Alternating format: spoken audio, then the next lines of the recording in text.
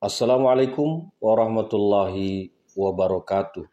Selamat berjumpa kembali teman-teman semua bersama saya Syamsul Umar, praktisi pertanian di channel Maraja Organik. Teman-teman semua memasuki masa musim tanam kedua. Beberapa dari teman-teman meminta untuk dibahas masalah pertanian organik. Teman-teman, kalau kita melihat di Indonesia ini, yang melakukan pertanian organik itu memang belum masif. Jadi masih lebih banyak yang cenderung menggunakan pupuk kimia. Tetapi kalau rasionalnya kita di pertanian ini sebaiknya pupuk organik ini juga harus diworo-woro, harus diperkenalkan terus ke masyarakat, tentunya pupuk organik yang berkualitas bagus. Karena ada juga pupuk organik ini yang tidak memiliki efek apapun ke tanamannya petani. Sehingga muncul trauma dari petani itu sudah mengeluarkan uang untuk membeli, tapi reaksinya di tanaman tidak ada, atau reaksinya di tanaman rendah. Sehingga ini harus diperjelas. Kalau mau menggunakan pupuk organik yang seperti apa, kualitasnya itu yang seperti apa, sehingga masyarakat ini tidak dirugikan. Tetapi yang akhir-akhir ini ada beberapa komentar itu mengatakan bahwa pupuk organik ini omong kosong. Nah, ini menjadi sentilan sebenarnya kepada teman-teman pelaku organik atau pendamping-pendamping pelaku organik.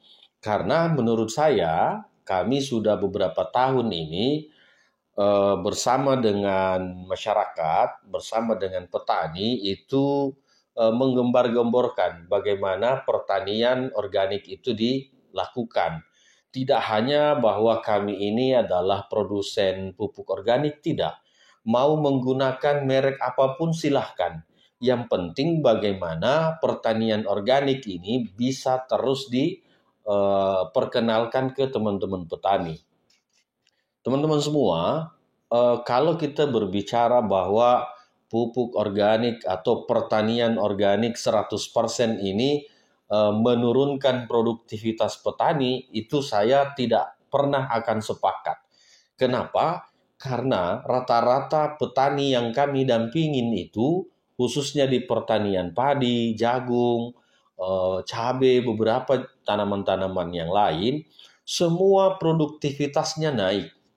Semua hasil panennya naik, walaupun tidak terlalu signifikan, tetapi kami sudah membuktikan bahwa dengan menggunakan metode pertanian organik yang kami berikan SOP-nya, itu bisa naik hasil panennya. Jadi, kalau ada yang berbicara bahwa pertanian organik itu omong kosong, nah mungkin karena dia belum pernah. Jadi mungkin karena dia belum pernah mendampingi petani, hanya hebat di YouTube-nya. Nah, itu yang kadang-kadang tidak terfikir gitu. Karena bagi kami yang mendampingi langsung, uh, mungkin kalau yang mau membuktikan itu silahkan di daerah Subang, daerah Indramayu, daerah Jember dan beberapa daerah-daerah lain yang di Jawa. Nah, kalau kami di Sulawesi Selatan ini sudah dari bertahun-tahun mendampingi, tidak semua petani kami dampingin, tapi yang kami dampingin ini itu naik semua hasil panennya. Bahkan yang terkena serangan hama di sekitarnya itu, yang kami dampingin alhamdulillah masih semangat, masih selamat seperti itu. Nah, ini teman-teman. Jadi eh, pernyataan yang mengatakan penggunaan pupuk organik 100% di tanah dan tanaman ini bisa menyebabkan kurangnya hasil produksi. Nah, itu karena ilmunya belum sampai di situ. Jadi dia hanya berretorika, dia hanya menjelaskan teori, belum pernah mendampingi petani ataupun mendampingi hanya 1-2 orang, bukan luasan 1.000-2.000 hektar.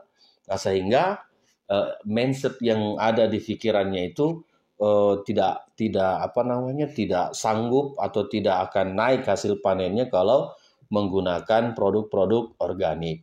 Tapi saya garis bawahi produk organik yang bagaimana dulu, kan itu ada tingkatan-tingkatannya. Teman-teman, saya perhatikan bahwa orang-orang yang menentang pertanian organik atau orang-orang yang pesimis dengan pertanian organik itu adalah rata-rata agen ataupun kawan dari produsen pupuk kimia atau pupuk sintetik. Nah, boleh teman-teman lihat. Jadi orang-orang yang menentang atau tidak sepakat atau tidak setuju dengan pertanian organik itu rata-rata 99,9% adalah agen dari produk sintetik atau produk kimia. Nah, itu baik dari pupuk sintetik ataupun pestisida sintetik. Nah, kenapa begitu? Kenapa ada penolakan? Kenapa ada menentang seperti itu? Karena yang akan dipromosikan itu produk kimia, yang akan diperkenalkan ke teman-teman petani itu adalah pupuk kimia.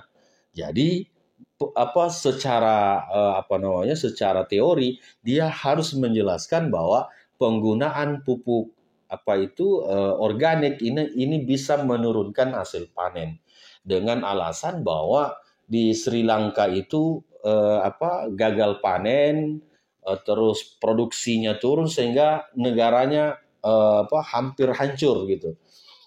Padahal kalau kita mempelajari, kebetulan ada teman saya, satu orang profesor itu datang ke ke Sri Lanka. Dia di sana itu meneliti kenapa kok pertanian organik yang dicanangkan oleh pemerintah Sri Lanka itu gagal.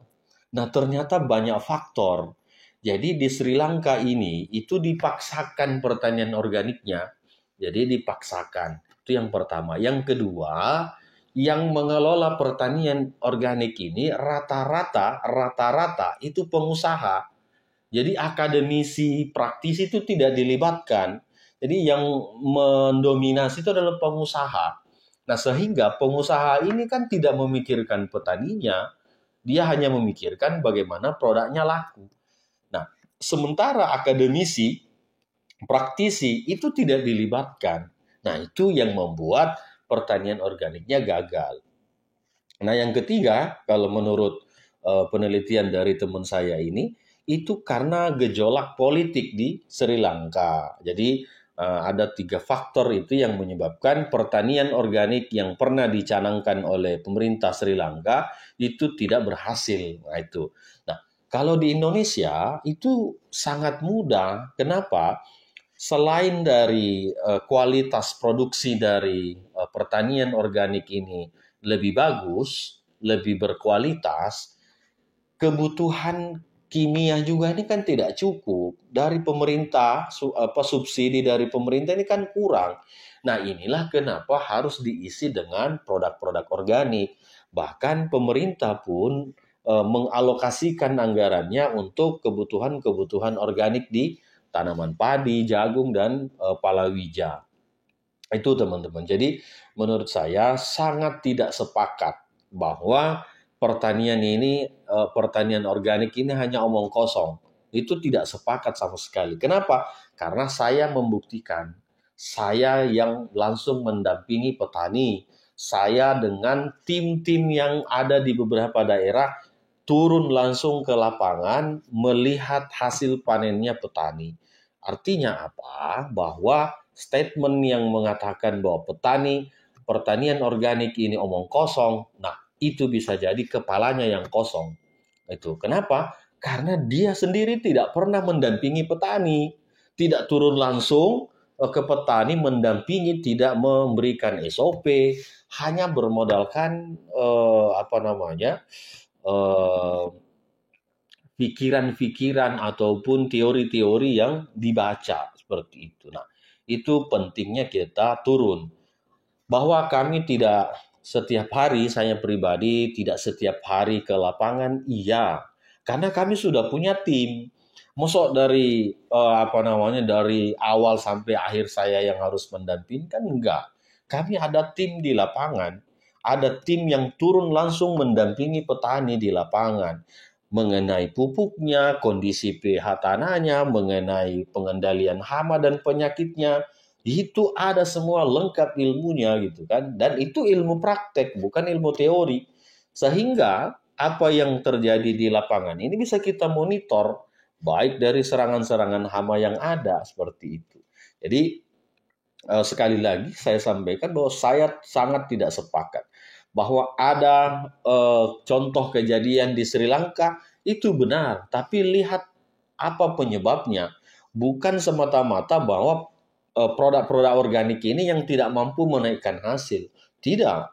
Justru kalau kita menggunakan sesuai SOP dari kami misalnya, itu kami bisa menggaransi bahwa yang penting tidak ada El Nino atau La Nina, tidak ada kekeringan atau kebanjiran dalam kondisi standar. Berbeda lagi kalau ada La Nina atau El Nino, itu beda cerita. Tapi dalam kondisi standar kami bisa bergaransi, kami bisa MOU dengan petani, kalau hasil panennya kurang kami ganti. Nah, itu prinsip dari kami bahwa di dalam menjalankan ini tetap harus mengikuti SOP dari kami, karena SOP itu adalah praktek yang pernah kami lakukan. Jadi kalau misalnya dikatakan berbeda-beda jenis tanahnya, yes, kami juga punya teori tidak paten. Dalam arti tidak satu teori ini untuk semua, enggak, berbeda-beda juga sesuai dengan tekstur, kondisi dan pengairan di daerah sekitar yang kita dampingin seperti itu. Jadi teman-teman, menurut kami kalau menggunakan pupuk kimia ini secara terus-menerus itu tidak usah kami yang berkomentar. Silahkan petani sendiri yang menganalisa dari sekian puluh tahun menggunakan pupuk kimia, apakah hasil panennya meningkat? Apakah tidak stagnan atau malah makin turun? Silahkan dianalisa sendiri. Karena pasti petani yang lebih tahu itu. Pasti petani yang lebih mengerti kondisi tanamannya. Nah, tetapi bahwa penyebabnya pupuk kimia itu betul. Nah, karena kenapa? Karena tanaman ini tidak membutuhkan NPK saja. Dia butuh unsur hara yang lain, butuh pembedah tanah untuk bisa merestorasi tanahnya. Nah, tapi kalau misalnya hanya NPK saja yang diberikan bertahun-tahun, 2 kali dalam 1 tahun atau 3 kali dalam setahun, mesti akan drop tanahnya, mesti akan rusak tanahnya. Seperti itu. Jadi, kami menyarankan, kami selalu memberikan edukasi bahwa jangan pernah meninggalkan organik itu. Karena dengan berorganiklah tanah kita bisa kita wariskan. Tapi kalau kita mengatakan bahwa pupuk organik ini omong kosong, justru kepalanya itu yang kosong, butuh diisi dulu, butuh disuruh dulu ke lapangan, dibicara dengan petani. Nah, seperti itu. Jadi jangan kita mengejar hanya mengejar hasil panen saja. Tanah juga harus diperbaiki. Tanah juga harus kita rawat, karena dengan tanah kita baik, maka tanaman yang kita tanam itu akan tumbuh dengan baik. Seperti itu.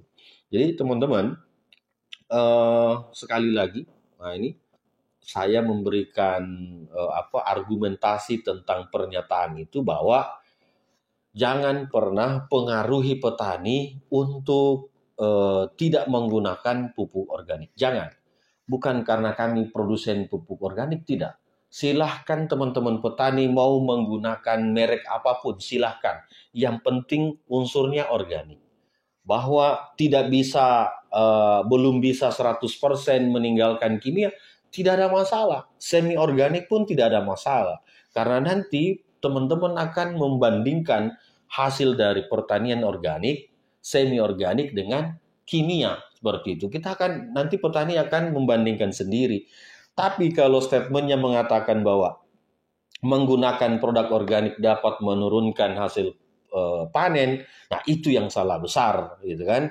Mana kita lihat sudah mendampingi petani di mana, ya kan? Sudah mendampingi petani tanaman apa? Bisa enggak, gitu kan?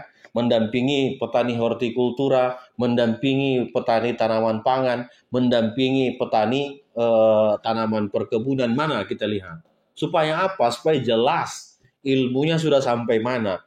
Bukan hanya di catatan. Catatan ini kan di di Google itu banyak. Teman-teman petani bisa langsung searching. Nah, itu kan. Nggak usah kita yang menjelaskan. Yang kita butuh ini praktek di lapangan. Karena kadang-kadang teori itu berbeda 1000% dengan yang di lapangan. Seperti itu. Nah, itu yang paling penting menurut saya. Jadi, argumentasi kita ini harus selaras dengan apa yang pernah kita sudah lakukan. Jangan berdasarkan teori itu pun bukan kita pemikirnya.